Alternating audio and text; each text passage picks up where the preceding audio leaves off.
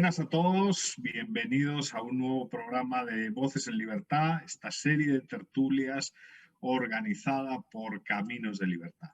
A lo largo de los ya más de 20 programas, pues hemos tocado infinidad de temas. La cuestión de los derechos civiles, los retos de la empresa en la crisis del COVID-19, la cuestión ambiental, cuestiones de naturaleza laboral, la familia y la violencia intrafamiliar. Hoy nos toca un tema pues inusual, fruto de las declaraciones del presidente de México, Andrés Manuel López Obrador. En su momento, Andrés Manuel López Obrador pues citó a Adam Smith cuando se refirió a la entrega de programas sociales y dijo que recuerdo lo que sostenía Adam Smith, que bien podría constituir uno de los fundamentos de la economía moral que estamos aplicando. Decía, por más egoísta que quiera suponerse al hombre, evidentemente hay algunos elementos en su naturaleza que lo hacen interesarse en la suerte de los otros, de tal modo que la felicidad de estos les es necesaria, aunque de ello nada obtenga, a no ser el placer, agregaría, el inmenso placer de presenciarla. En otras palabras, la alegría ajena es nuestra propia dicha. Estas palabras de López Obrador, pues, hombre, inspiraron la creación de este programa, de este video, ¿no? que en el fondo lo que pretende es generar un diálogo para reflexionar sobre la actualidad, sobre la vigencia de Adam Smith en los tiempos que corren. Y como de costumbre en la casa, pues tenemos una mesa de lujo, ¿no? Presento a Silvia Mercado, persona pues, que ya ha participado en estas tertulias de Caminos de Libertad, de Voces de Libertad. Silvia Mercado es la directora de la Red Liberal de América Latina, una activista en favor de la estructura de derechos y libertades individuales, ha publicado un gran número de artículos, participado en un sinfín de eventos, organizado también un sinfín de eventos. Y en cuanto al tema que nos ocupa, Silvia en su momento escribió una tesis titulada La herencia de la Ilustración escocesa en los planteamientos liberales, las huellas de Reid, Hume, Smith y Ferguson. También tenemos con nosotros, así que bienvenida, Silvia, una vez más a esta casa, que es tu casa, ¿no? Tenemos con nosotros también a Walter Castro.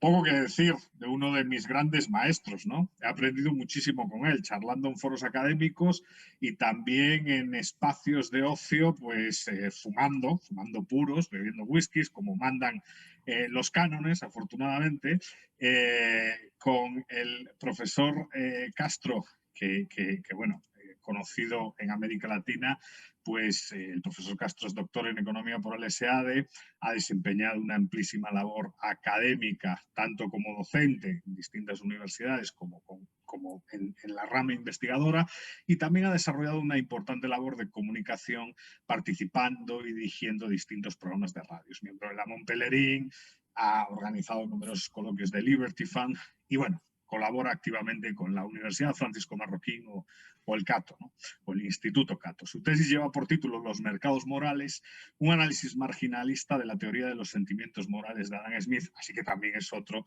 de los grandes especialistas para estar aquí charlando sobre la vigencia de Adam Smith. Y por último, la profesora Jimena Hurtado, también doctora, profesora en la Universidad de los Andes en Colombia.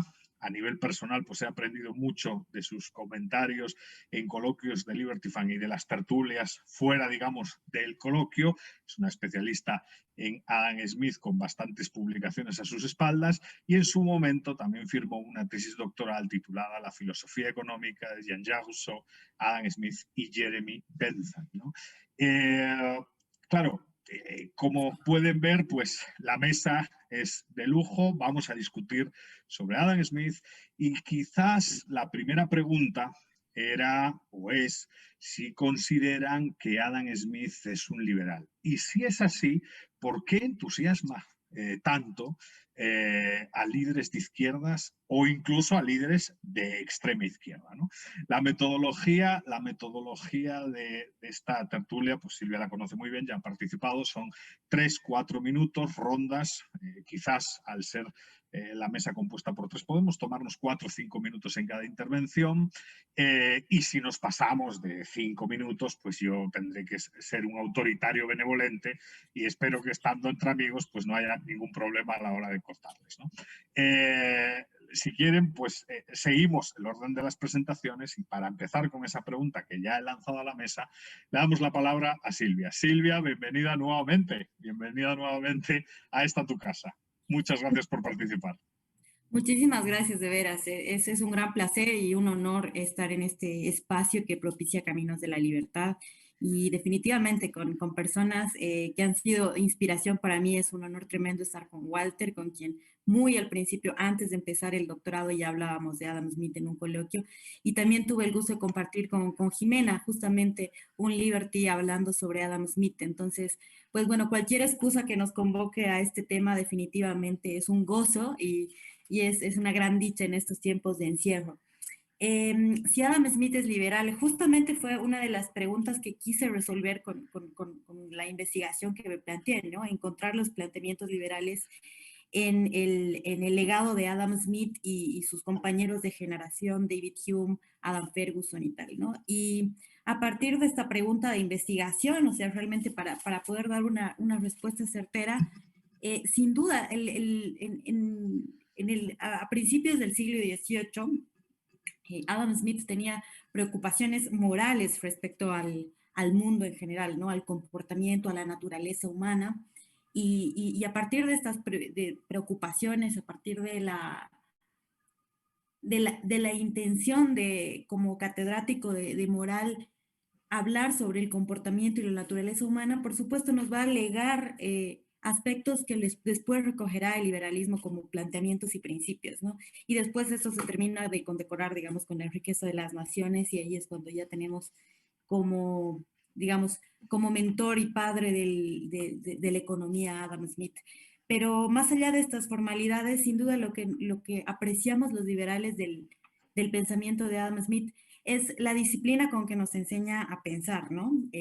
Recurrir siempre a la experiencia, a entender lo que está pasando en nuestro entorno, a darle mucho valor al otro. Por eso, algo que rescata mucho de Adam Smith es que cuando a los liberales de algún modo nos acusan de ser egoístas y no considerar al otro, es completamente injusto y errado, porque justamente con Adam Smith vemos el constante ejercicio de apreciar al otro para valorarse uno mismo, para entenderse uno mismo en relación al otro, ¿no?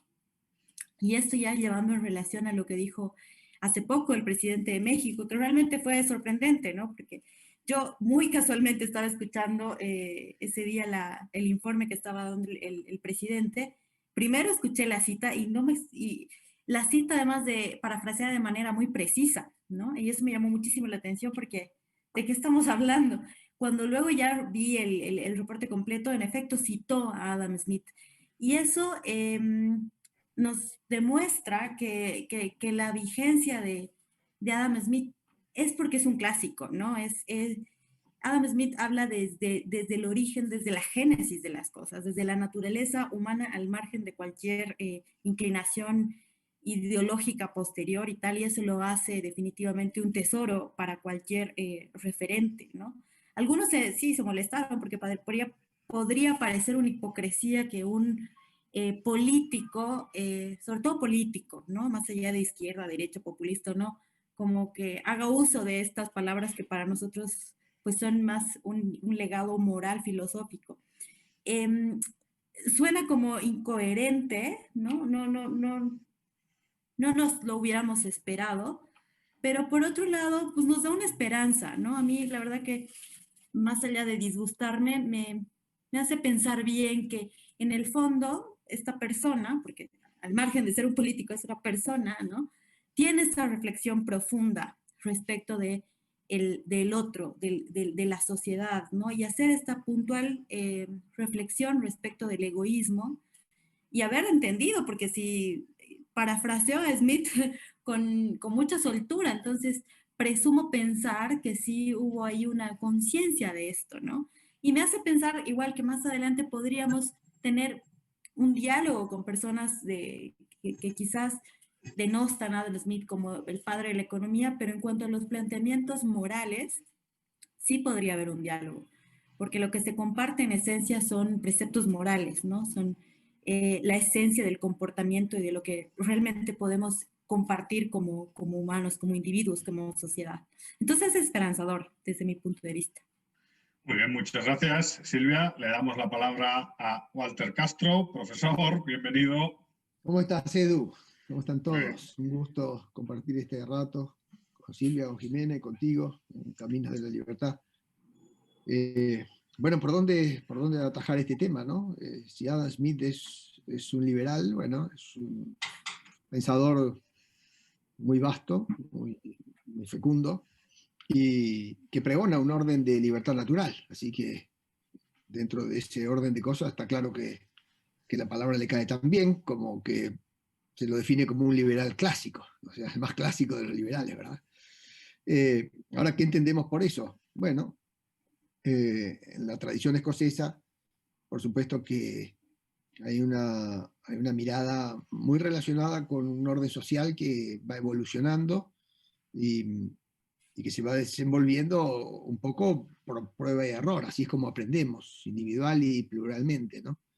Y entonces ese confiar en la responsabilidad de las personas para cooperar, para respetarse recíprocamente, para poder organizar un orden de intercambios económicos después, para estar pendiente el uno siempre del otro, eh, con esta necesidad de reglas de justicia, de respetos recíprocos que nos hace poner en concordia nuestros sentimientos, ¿no? Nuestros sentimientos morales. Esa es la base de su libro, La teoría de los sentimientos morales, ¿no? Cómo poner en concordia nuestros sentimientos y hallar las reglas de justicia, o sea, de respeto recíproco, universales, que nos permitan vivir sin violencia, sin conflicto y cooperando a través del comercio de lo que sea.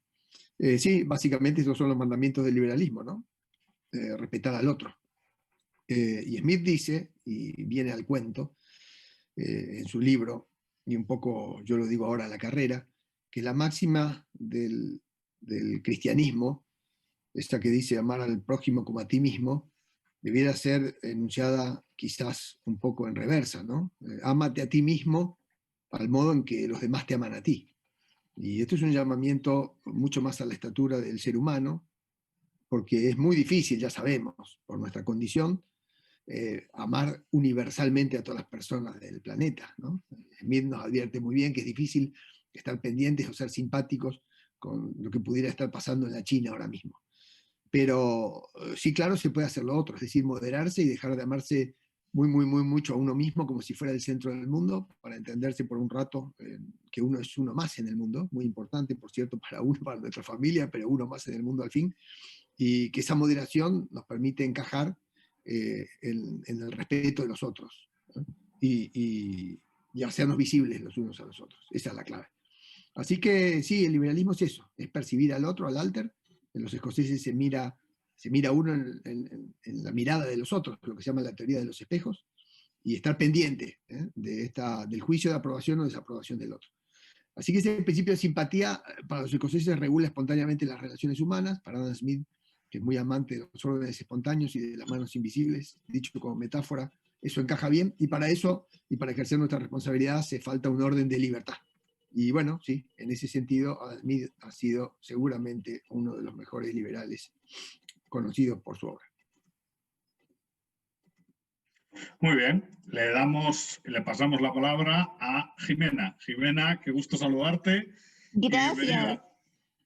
Pues me alegra mucho verlos. Muchísimas gracias por esta invitación. Además, pues lo que estamos diciendo todos, qué maravilla vernos con caras conocidas y hablar de Adam Smith. O sea, no podemos pedir mucho más que eso.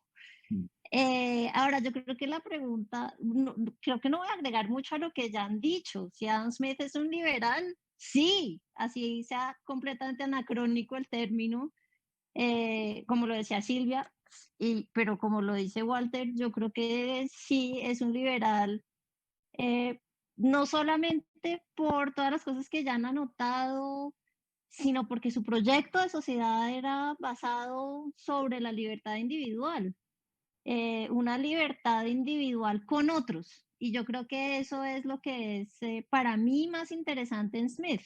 Entonces no es una libertad individual, individualista en ese sentido, sino de verdad es que nos construimos con los demás.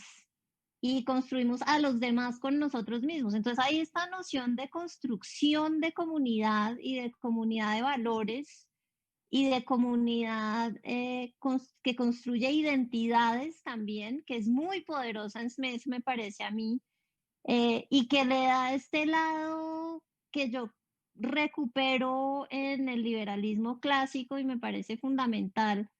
En ese sentido es una noción de libertad individual con los demás. A veces ese pedazo de con los demás se nos olvida cuando estamos hablando de liberalismo o cuando caricaturizan al liberalismo en general.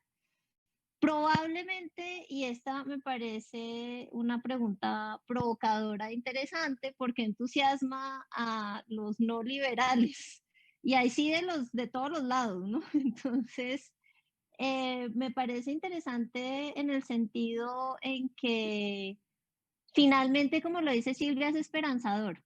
Creo que efectivamente nos abre la posibilidad que es, de nuevo, fundamental, me parece a mí en el liberalismo, de hablar, de conversar, de construir a través de la conversación. Lo que decía Walter sobre el respeto y la moderación. El respeto no solamente de los otros que piensan como yo, sino en particular de aquellos que yo reconozco como otros diferentes a mí, que se pueden oponer completamente a las cosas en las que yo creo y en las que pienso que tengo razón, pero ese ejercicio de hablar con otros y de construir con otros es muy exigente, en el sentido en que no nos permite, diría yo, a los liberales encerrarnos entre los liberales. Es una exigencia de ser abiertos y estar hablando con los demás. Entonces, en ese sentido, me parece interesante la pregunta y me parece también importante establecer la diferencia. Entonces, sí, Smith es un pensador universal y en ese sentido, mucha gente y muchas corrientes de pensamiento y muchas corrientes políticas eh, usan a Smith, entonces hay un riesgo de uso instrumental. Eh, Sin duda, pero creo que al mismo tiempo hay una diferencia importante en ese uso instrumental que se hace de Smith y intentar, como creo que hacemos los liberales, ser fieles a Smith en el sentido en el cual, cuando estamos hablando de construcción, que todos lo hemos mencionado, cuando hemos hablado de construcción de comunidad, es una construcción que implica individuos, que implica el respeto del individuo, de la diferencia y de la diversidad. No es voluntarismo, no es diseño, que era lo que creo que nos apuntaba Walter. No estamos hablando de diseñar las organizaciones sociales, no estamos hablando de la voluntad individual o la voluntad de un colectivo de individuos es capaz de diseñar una sociedad funcional. Precisamente lo que está haciendo Smith, me parece a mí, con su propuesta política y social del sistema de libertad natural, es presentarlo como una alternativa clarísima frente al voluntarismo que él mismo estaba viendo en el diseño de las políticas en su época con lo que él denomina el sistema comercial o mercantil. Entonces podemos tener puntos de encuentro, sin duda. Adam Smith nos invita a encontrar esos puntos de encuentro, pero no se nos pueden borrar tampoco unas diferencias que son esenciales en la forma en que unos y otros pensamos el orden social. Muchas gracias, Jimena. Bueno, de la mano de esta primera ronda, quizás la segunda pregunta pues apela directamente al título de este diálogo, ¿no? Vigencia de las ideas de Adam Smith, ¿no? ¿Qué ideas principales de Adam Smith pues, están de plena vigencia a día de hoy? ¿Y cuáles están en riesgo? ¿No? Porque hay cuestiones que definitivamente, probablemente, por la deriva política que están tomando, pues están en riesgo. La reflexión sobre el libre comercio, ¿no? que quizás está en riesgo a día de hoy, ¿no? Yendo más allá de la teoría de los sentimientos morales. ¿Cómo ven eso? ¿No? ¿Cuál es la vigencia de las ideas de Adam Smith en este momento de crisis, de pandemia, incluso de una vuelta al nacionalismo, una vuelta a las fronteras? ¿Cómo ven la situación? Polarización en muchos países, ¿no? ¿Cómo ven la situación? Le damos la palabra al profesor Castro, que quizás desde la Argentina, en cuanto a proteccionismo y todo esto se sabe bastante en Argentina, pues a ver qué tiene que decirnos. Bueno, a ver, gracias. Dividamos, ¿no? Dividamos. ¿Acaso un par de reflexiones muy mínimas a propósito de la vigencia del pensamiento de Smith en la teoría de los sentimientos morales? Y otro par, si me permitís, a lo mejor respecto de riqueza de las naciones. O sea, hablemos de, si querés, de las cuestiones morales y después de las económicas. Fíjate que las ideas de Smith, reunidas en su principio de simpatía, en la teoría de los sentimientos morales, y a ese principio en particular quiero referirme, son las que están hoy súper vigentes en, qué sé yo, en las redes sociales, en el Facebook. O, ¿qué busca una persona que se pone en Facebook sino poner a consideración de los demás sus ideas o sus quehaceres y buscar la aprobación de los demás? O sea, toda la teoría de los espejos de los escoceses es la plataforma de Facebook. O sea, el modo de proceder de las personas en redes sociales es eso. O sea, más vigente que estos 250 años después, no hay nada, ¿no? O sea, ¿qué es lo que las personas hacemos? Poner a consideración de los demás lo que hacemos para recibir la aprobación o la desaprobación y luego moderar nuestra conducta un poco prestando la atención de cada uno de los que tenemos cerca y luego un poco más lejos y luego nos miran de más lejos y más imparcialmente. El socializar es eso, es ponerse en contacto con los demás y mirarle los ojos, a ver si por donde estás yendo es de beneplácito de esa comunidad en la que vivís o no. Y ese ejercicio, ese principio está vigente totalmente, no solo en redes sociales o en el Facebook, sino en la neurociencia. La neurociencia, los científicos están avanzando en tratar de determinar el comportamiento de las neuronas espejo, es decir, cómo las neuronas a partir de tomografías computadas o de resonancias o de saber de qué técnica, se trata de detectar cómo las personas tenemos reacciones espejadas.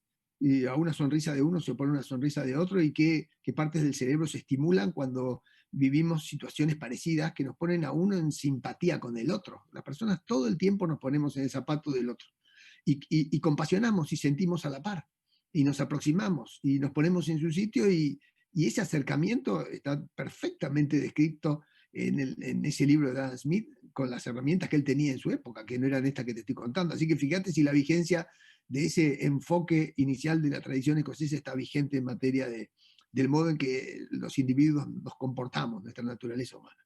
Ahora, yendo a las ideas un poco más políticas y económicas, principio fundamental de la riqueza de las naciones es que la extensión del comercio aumenta la división del trabajo y con ello la especialización y la productividad.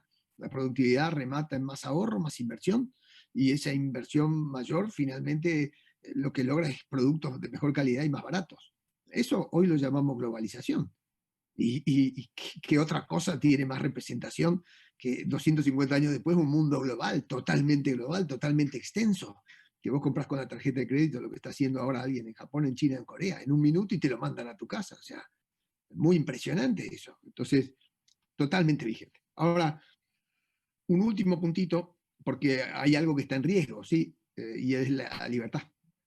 Y la libertad no está en riesgo porque lo haya dicho Adam Smith, sino porque la libertad siempre está en riesgo.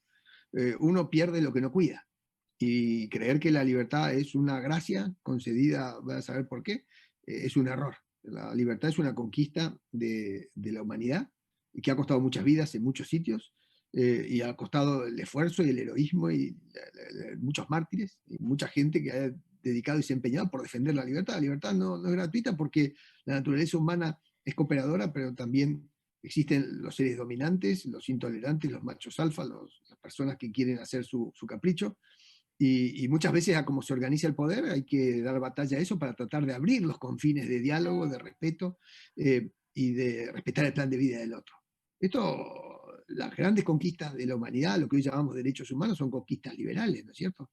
O sea, tratar al otro como un igual es la tolerancia religiosa, tratar al otro como un igual es la eliminación de la esclavitud, tratar al otro como igual es que las mujeres ocupen un espacio muy parecido al que tienen los hombres en el mercado, por ejemplo. Y así infinitas conquistas del liberalismo. Bueno, eso está siempre amenazado.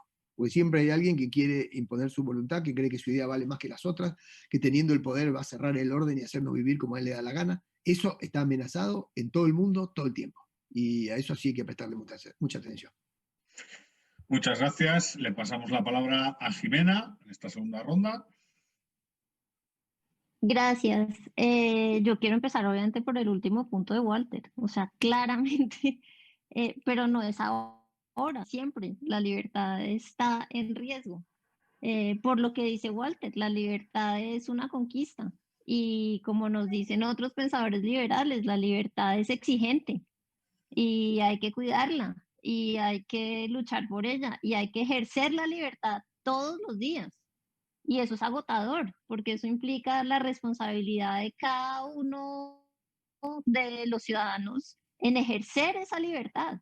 Y a veces es mucho más fácil y ahora, por ejemplo, con este mundo de las redes y de los algoritmos que nos meten en mundos cada vez más chiquitos y más reducidos, eh, sencillamente dejarse llevar por las opiniones mayoritarias. Ser libre es muy difícil y muy exigente y a veces es agotador. Y las recompensas son difíciles también, eso también nos lo habían dicho mucho, inclusive Smith. Entonces, ese pues es un punto que no podemos dejar pasar de ninguna manera. Ahora, vuelvo, digamos, hay una cosa que también ha estado como en riesgo desde que se lee a Adam Smith, que es la confusión. La confusión porque Smith, de nuevo, es alguien que escribe de manera que parece muy clara, muy sencilla, muy invitadora, muy que es fácil identificarse con lo que está diciendo. Y al mismo tiempo eso puede ser como una trampita, porque entonces todos creemos que estamos entendiendo exactamente lo que está diciendo y de pronto deberíamos hacer más esfuerzo para entender correctamente o al menos de la mejor manera posible su lenguaje. El ejemplo típico de esto es inclusive en la cita que nos convoca hoy, la traducción de egoísmo por interés propio, ¿cierto? Entonces, eso ha sido una confusión que ha dado ríos y ríos y ríos de tinta y de discusión y de no sé qué y de descalificación del liberalismo porque entonces creemos que los individuos son egoístas y no sé qué, como decía Silvia al principio, pero pues no, o sea, eso no, interés propio y egoísmo tenemos súper claro que no es lo mismo. Entonces esos riesgos de confusión a veces son complicados para la vigencia de las ideas de Smith porque lo que permiten es descalificar muy rápidamente planteamientos e ideas un poco más complejas.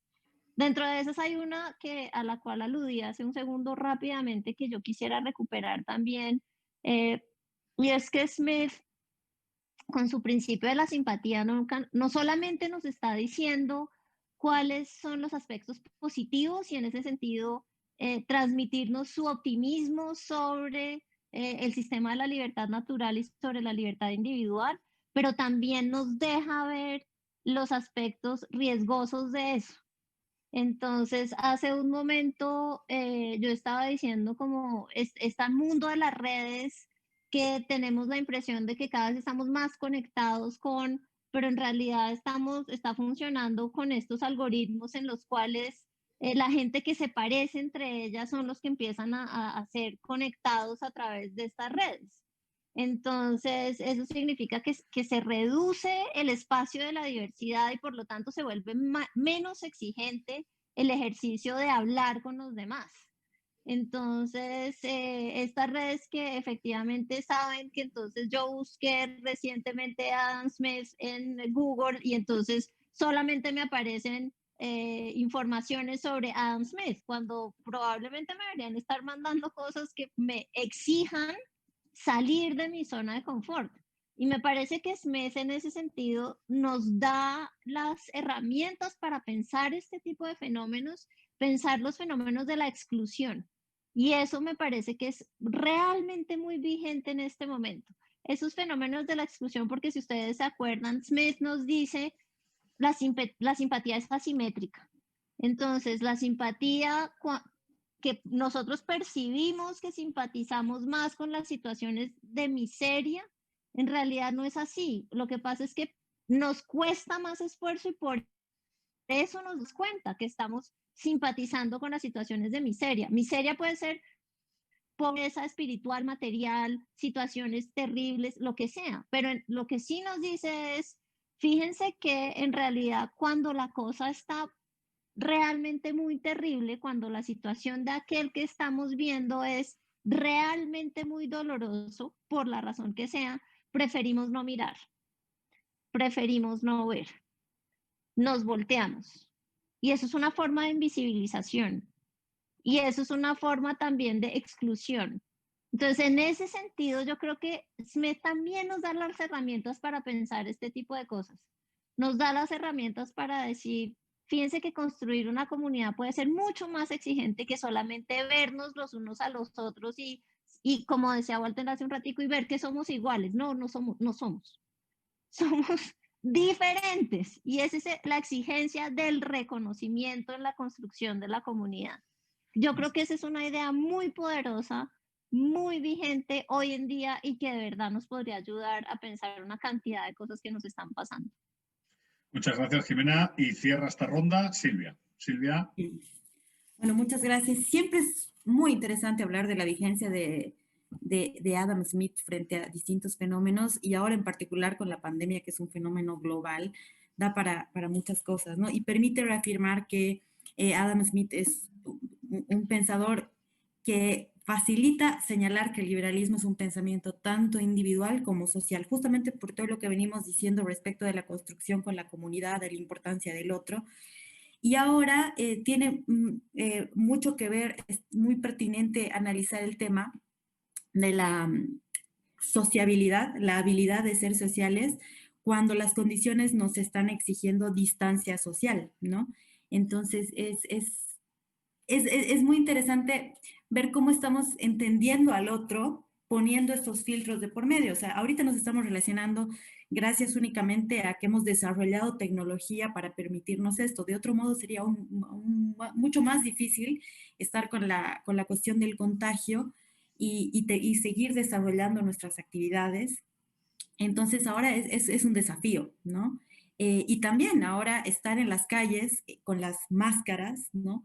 Es un filtro más que estamos poniendo en nuestra relación con el otro, ¿no? Estamos haciendo difícil entender al otro y a su vez, pues dificultando que el otro nos entienda y se ponga en nuestro lugar y entre en todo este proceso que pues, los que somos fans de Smith sabemos señalar como, bueno, el proceso de simpatía y todo esto necesita del gesto y de la corporalidad, ¿no? Entonces ahora con el tema de la distancia social está como en juego cómo ponemos a la práctica nuestras habilidades sociales, ¿no?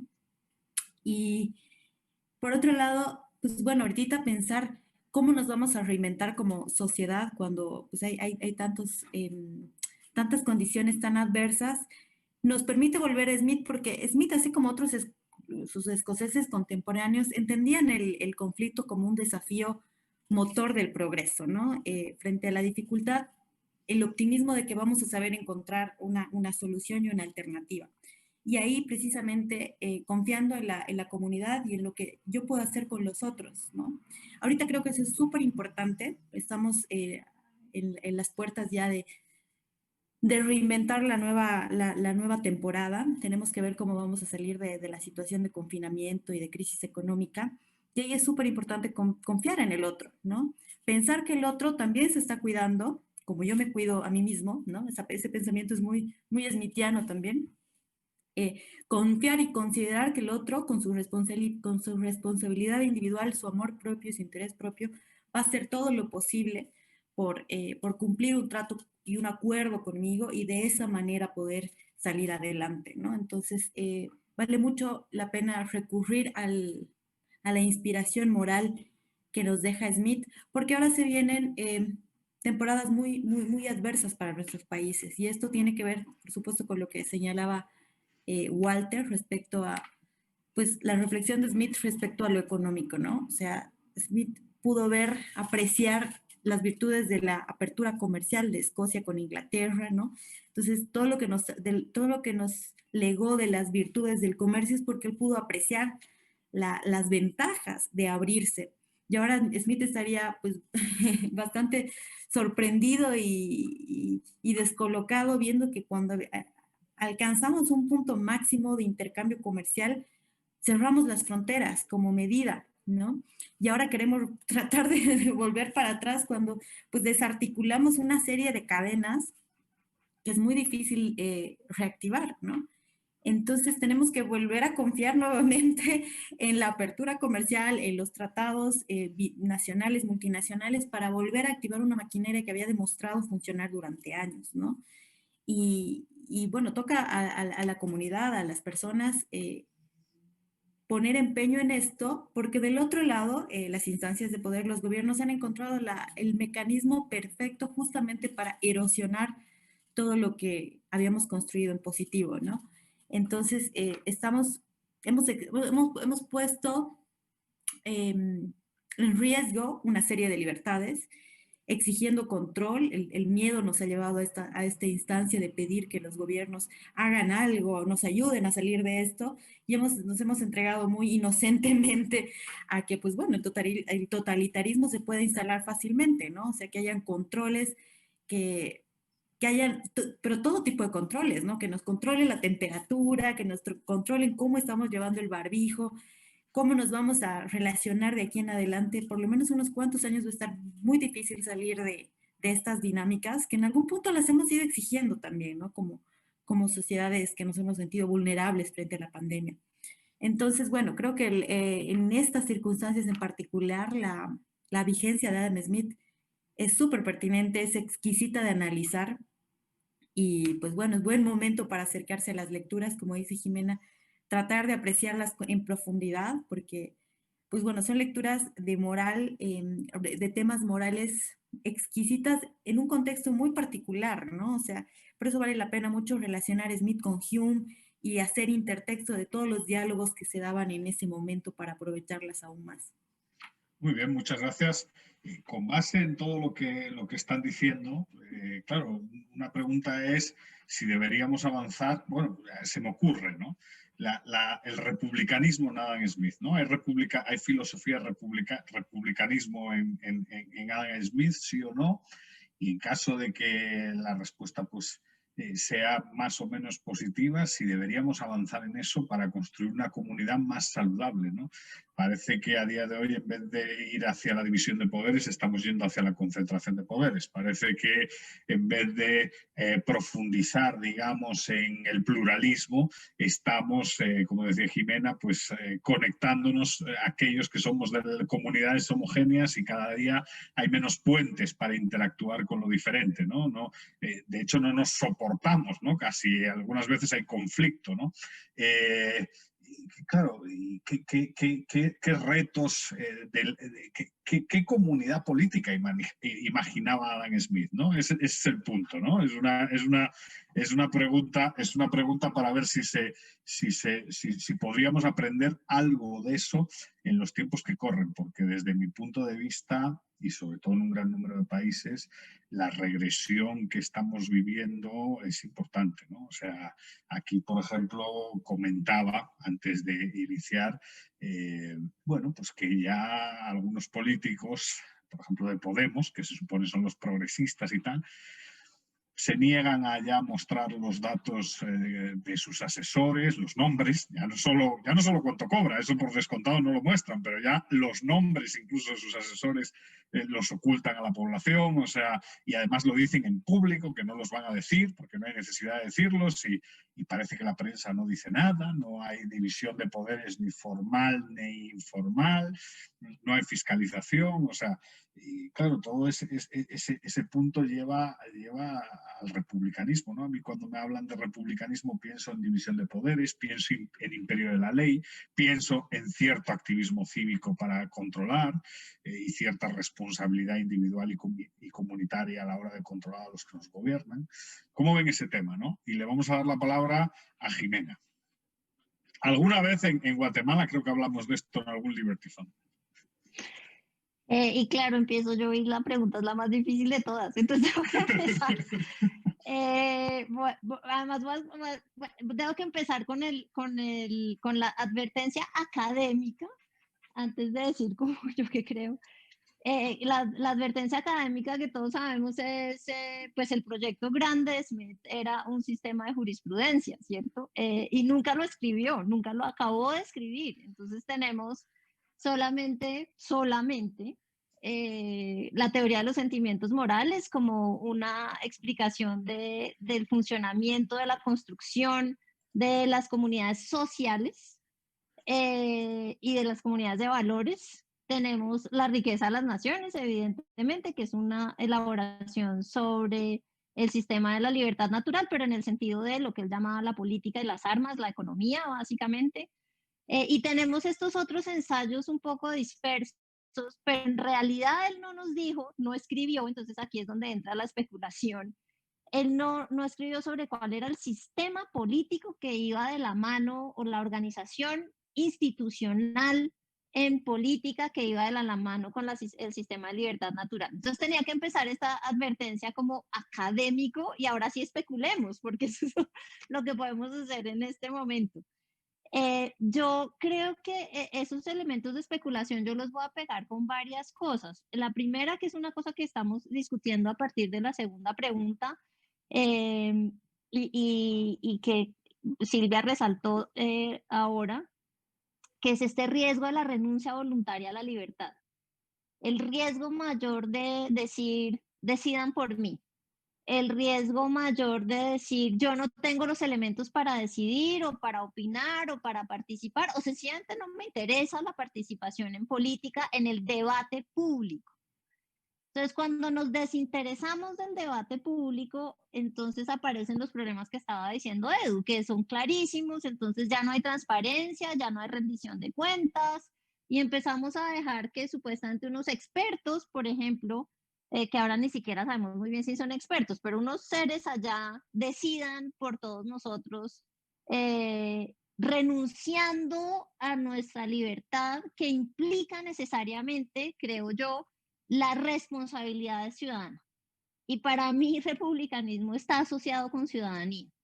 Si no somos ciudadanos activos, activistas, capaces de participar en el debate público, es poco lo que podemos hacer por la libertad individual.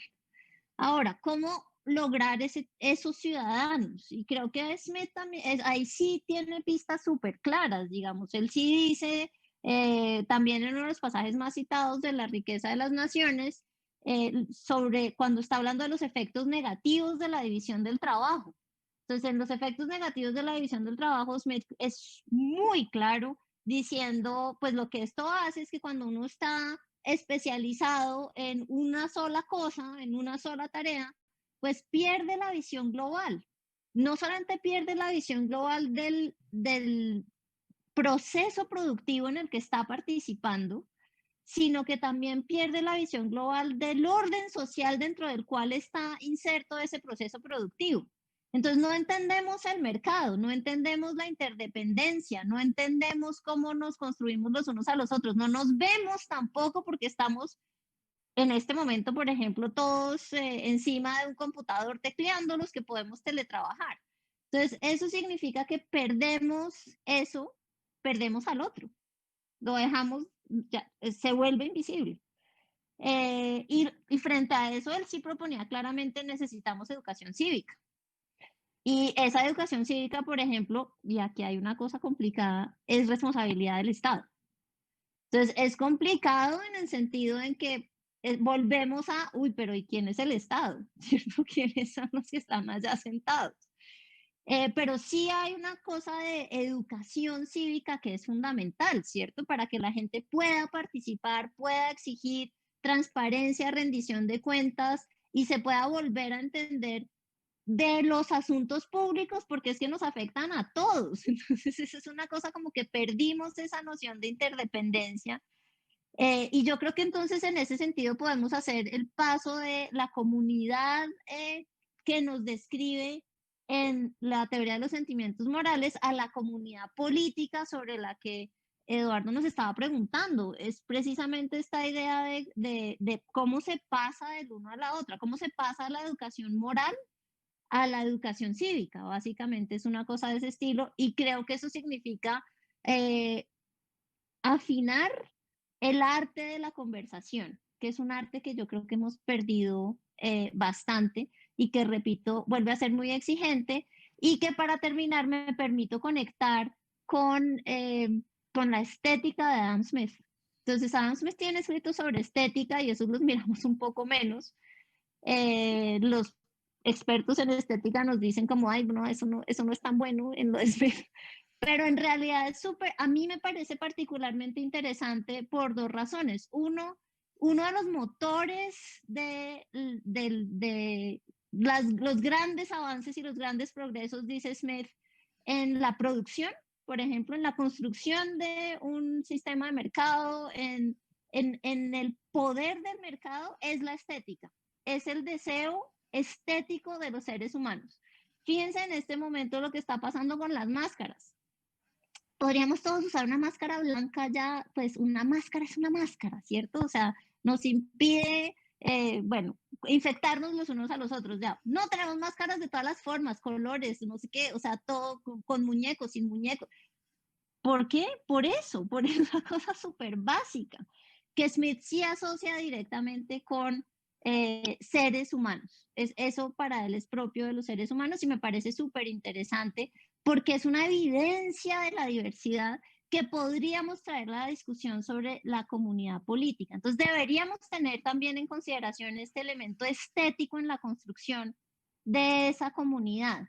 Entonces cuando hablamos de una comunidad, un orden social que satisface necesidades, pues dentro de esas necesidades están estas, por ejemplo. Y estas necesidades de socialización y estas necesidades estéticas son, me parece a mí, podríamos derivar caso como particularmente smithiano en la construcción de una comunidad política. Pero de nuevo termino con la inicial, esto es pura especulación porque Smith no nos dijo exactamente cómo era la cosa. Muy bien, le pasamos la palabra a Silvia. Silvia, ¿qué piensas al respecto? Pues muchas gracias. Sí, también me voy a acoger a la precaución académica de no hacerle decir a Smith cosas que de pronto no dijo, ¿no? Pero lo que sí nos dejó en claro es que lo que hay que defender, pues es la libertad individual, ¿no? Y desde esa perspectiva, entender que para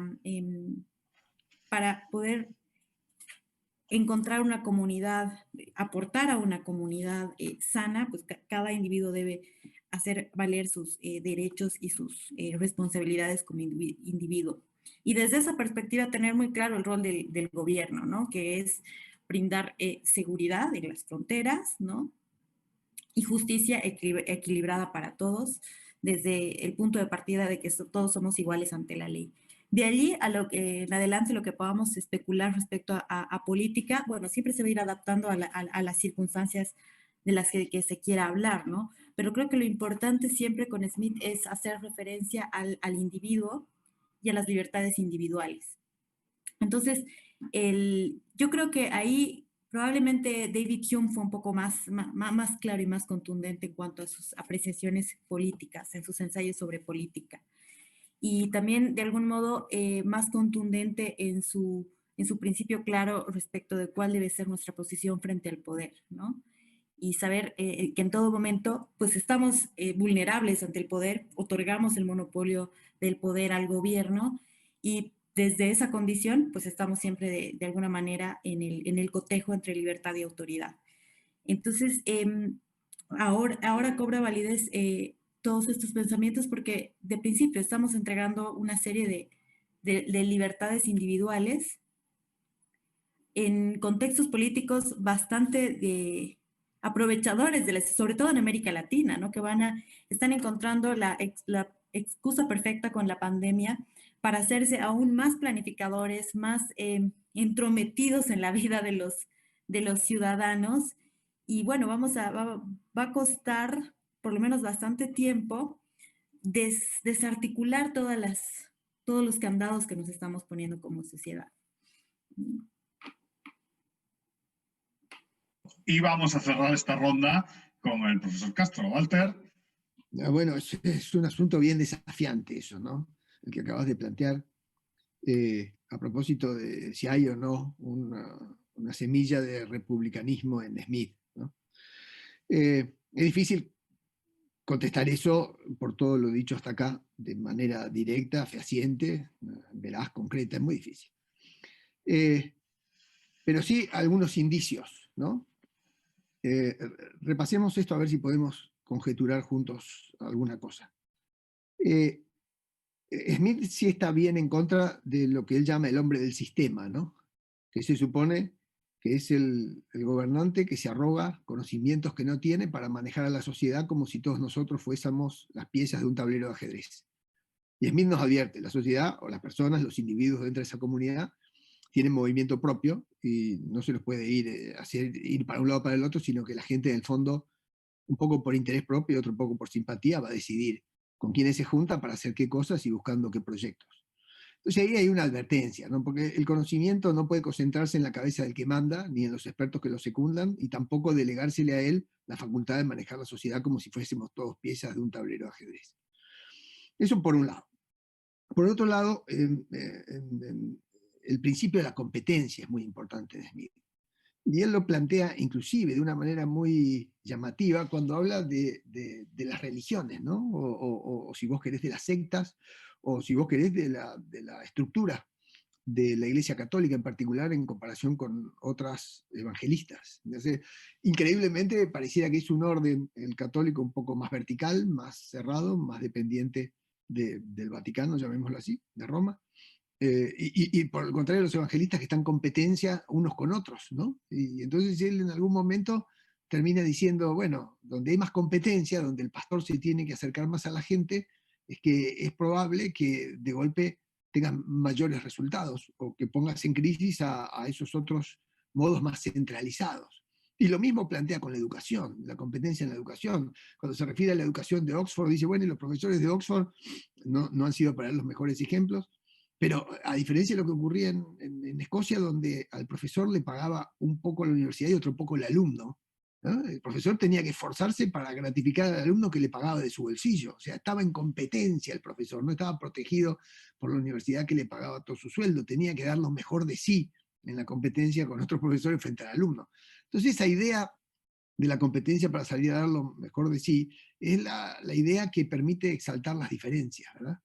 Pero exaltar las diferencias en un sentido dentro de reglas, porque el principio de diferencia que varias veces invocó Jimena es también la causa de las guerras, ¿no? Entonces, es la diferencia dentro de pequeñas, grandes moderaciones de todos en derredor de lo que entendemos la justicia.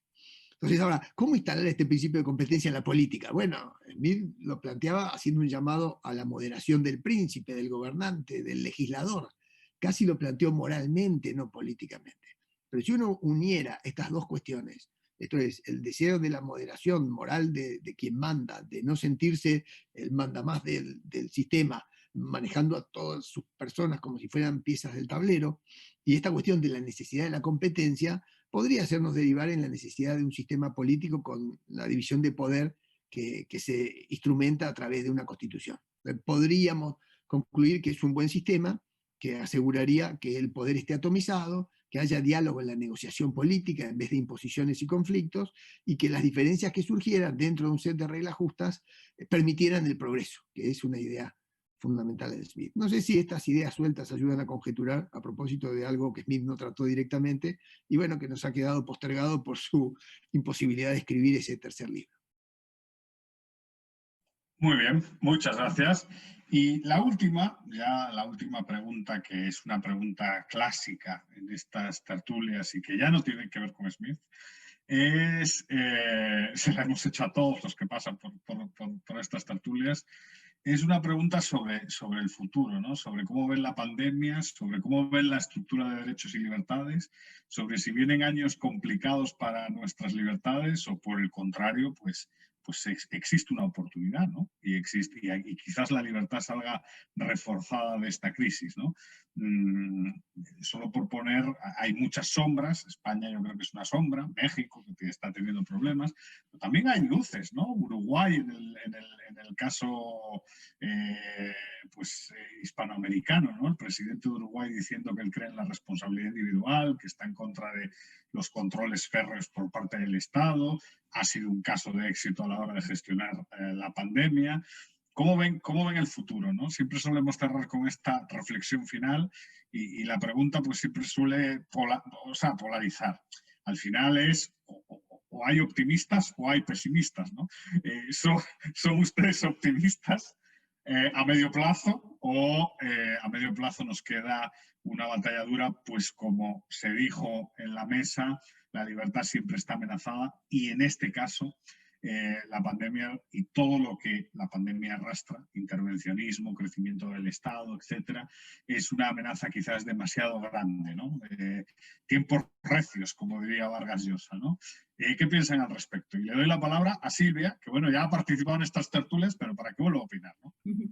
Sí, ciertamente, esta pregunta, hay días y días, ¿no? Hay unos días que uno está más optimista y otros menos. Pero en general creo que el espíritu pues, es optimista, sobre todo los que nos nutrimos de estas lecturas que tienen que ver con ciertos pensadores liberales y tal, porque de fondo, pues sí queremos estar bien y queremos estar felices. Nuestra naturaleza humana nos empuja a ello, ¿no? Buscamos el conforto de nuestro entorno, buscamos que el otro esté bien y vamos a apelar a todas nuestras habilidades y destrezas para lograr eso. Y eso a escala en sociedad creo que es lo que va a hacer, lo que marca la diferencia, ¿no? Son meses de encierro, más o menos en unos lugares y otros, más o menos acceso a ciertas cosas, pero estamos encontrando las maneras, las dinámicas para seguir saliendo adelante. Y la mayor certeza que tenemos para ser optimistas es que tenemos la experiencia acumulada de milenios de que pues, humanos como nosotros han salido adelante, ¿no? Y más a corto plazo, venimos de familias que han afrontado aún circunstancias más difíciles, que han estado más cerca a otro tipo de enfermedades, otro tipo de carencias, y han encontrado, han visto la manera de resolverlas. Ahora, esa posición, digamos, optimista, de veras no es naif, no es solamente es realmente el combustible que necesitamos para que mañana, sábado, pasado domingo, lunes, sigamos atendiendo a nuestras responsabilidades, sigamos buscando la manera de encontrar algún tipo de satisfacción en estas condiciones tan limitantes. Entonces, creo que sí, hay herramientas, hay experiencia previa para que podamos ser optimistas y ver que de aquí a un par de años vamos a ver que quizás fuimos muy exagerados en cuanto a las medidas que estamos tomando con la pandemia.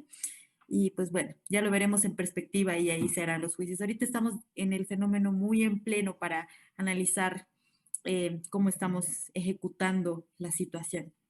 Muy bien, muchas gracias Silvia. Le pasamos la palabra, las últimas palabras a Walter. Walter. Bueno, es una pregunta difícil, ¿no? Porque, a ver, dentro, como uno le da foco a la respuesta, ¿no? Si uno mira la Venezuela de los últimos 20 años o la Argentina de los últimos 70, hay razones sobradas para ser pesimista. O sea, en algún lugar del planeta, en algún tiempo, pasan cosas horribles, pero si lo estás planteando en términos de la libertad y del planeta, yo creo que Buchanan hace una lindísima aproximación a eso. Dice, cuando miro el futuro, los desafíos que trae, me hacen ser a veces pesimista, pero cuando miro al pasado y vemos todo lo que se ha recorrido, me hace ser optimista. Y es un poco lo que me pareció entender, decía Silvia, ¿no? Bueno, Buchanan también dice, una vez que el genio salió de la botella, es difícil volver a meterlo adentro. Y en el fondo es eso la libertad. Una vez que el individuo salió de la tribu y encontró su manera de ser feliz a su modo, porque la felicidad es algo que no se delega, es algo que no se endosa, es algo que uno busca por sí mismo, ¿no? Los planes felicitarios son personalísimos, individualísimos. Bueno, una vez que se descubre eso y cada quien va tratando de buscarlos en un mundo que además nos ha proveído de un progreso suficiente para resolver probablemente esta pandemia en tiempo récord y con una vacuna que ya está viniendo, y ese avance económico da muchas seguridades que por supuesto uno da por descontadas, pero que generación tras generación hacen pisar sobre suelo más firme, en el sentido de la batalla contra la desnutrición o contra las enfermedades o a favor de la prolongación de las vidas. Lo que quiero decir con esto es que cuando uno está más seguro en las cosas elementales para vivir y para convivir, porque hay cierta estabilidad de reglas o ciertas cosas que se van acendrando, ¿no? Los derechos humanos, ¿sí? Uno entonces ejercita un poco más su diversidad y la busca. Y es difícil parar a millones de gente en el mundo tratando de abrir esas ventanas de oxígeno para vivir la vida a su manera. Por supuesto, con la precaución de no lesionar los intereses de los demás, y ese es el gran aprendizaje del liberalismo, ¿no? Así que yo me permito ser en esto bastante optimista, mucho más porque la tecnología, dentro de esas cosas que hemos logrado conseguir con el desarrollo del capitalismo, también baja muchísimo los costos de acercamiento entre la gente. Hoy estamos hablando y estamos cada uno en nuestros países, y esto es bien impresionante para también hacer comunidad, o para discutir ideas, como decía Jimena. Así que yo apostaría a que en la máscara de la pandemia, que tenga una máscara lisa todavía, le dibuje una sonrisa y salgamos a hacer lo que la humanidad ha venido haciendo en grandes partes del globo, siempre amenazado por los dictadores de siempre, siempre amenazado por los arbitrarios de siempre, siempre amenazado por los todopoderosos de siempre, pero en el fondo es difícil parar a millones de gente que quieren ser un poquito más feliz cada uno cada día sin embromar al de al lado. Y a mí me parece que hay buenas razones para pensar de que, más allá de lo que pase circunstancialmente en cada lugar y en cada momento, en cada país, haya un sendero optimista por delante. A mí me parece eso. Muchas gracias, Walter. Y le damos la última palabra a Jimena para cerrar la mesa. Jimena. Desafiante. Así veo el futuro. Entonces, claro, estoy de acuerdo con lo que han dicho Silvia y Walter. Mirando hacia atrás, da mucha esperanza, somos optimistas, se ha mostrado la resiliencia, se ha mostrado pues, la cantidad de avances que podemos contar, contabilizar, medir en todos los aspectos de la vida. Mirando hacia adelante, desafiante. Entonces, sí, sigamos, si seguimos la lección de Smith, pues la lección de Smith es optimista. Él siempre tenía una mirada y optimista no es ingenuo, eso es lo que creo que todos estamos apuntando. Es decir, él siempre nos da los dos lados de la moneda, siempre nos muestra, miren, podemos hacer esto y puede pasar esto, o estos mecanismos sociales o estos procesos o lo que sea pueden llevar a esto o a esto. Y las dos, y no es además dicotómico, no es va a llevar a esto o exclusivamente a esto, no son excluyentes tampoco las posibilidades. Entonces, ese mundo de posibilidades también nos debería dar esperanza, una incertidumbre enorme también sobre cómo vamos a afrontar el corto plazo, en realidad, creo que es más preocupante. Al menos en América Latina, el corto plazo parece muy angustiante. Las cifras económicas que tenemos a partir de marzo son catastróficas, en Colombia especialmente son realmente terribles, y creo que nos están poniendo de presente los resultados, las consecuencias de decisiones de largo plazo que hemos venido tomando. Entonces, hemos tomado unas decisiones que nos llevaron a esta situación y lo que está haciendo la pandemia es mostrarnos de frente y exacerbar las consecuencias de esas decisiones que hemos tomado.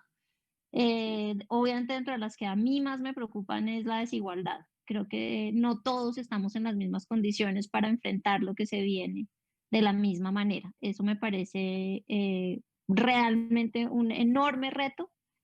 Y entonces ahí suena un poco como la ciencia lúgubre de la economía, pero entonces quisiera terminar con una nota positiva, porque entonces recordando la historia de por qué es que la economía se llama la ciencia lúgubre, y no se llama la ciencia lúgubre porque Malthus dijo que había más gente que comida y entonces en algún momento nos íbamos a quedar sin recursos, no.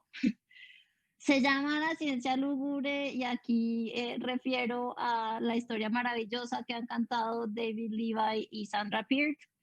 La ciencia lúgubre fue porque John Stuart Mill fue muy vocal, muy militante, muy activo activo en la lucha por los derechos individuales y en especial de la abolición de la esclavitud, y alguien que no recordaré su nombre porque no, pues, ¿para qué? Dijo, claro, ahí están pintados los economistas que creen que la libertad individual debería ser para todos, y pues qué cosa tan horrible, la ciencia lúgubre que nos quiere poner en el lugar de los bárbaros y los brutos y no sé qué. Entonces ahí está, incluso detrás de eso, de ese mote con el que conocen a los economistas, que nos hace pensar a los economistas siempre en la incertidumbre, en los riesgos, en los costos de oportunidad, está este mensaje de profunda esperanza, de hay algo en lo que creemos firmemente y que es un motor enorme, muy poderoso, que es la libertad individual. Pues la verdad es que ha sido un placer, ¿no? Ya se nos ha pasado el tiempo. Esto, cuando la cosa está entretenida, pasa muy rápido. Solo por mi parte, pues agradecerles. Cuídense. Ojalá tengamos la oportunidad de vernos personalmente en el corto plazo.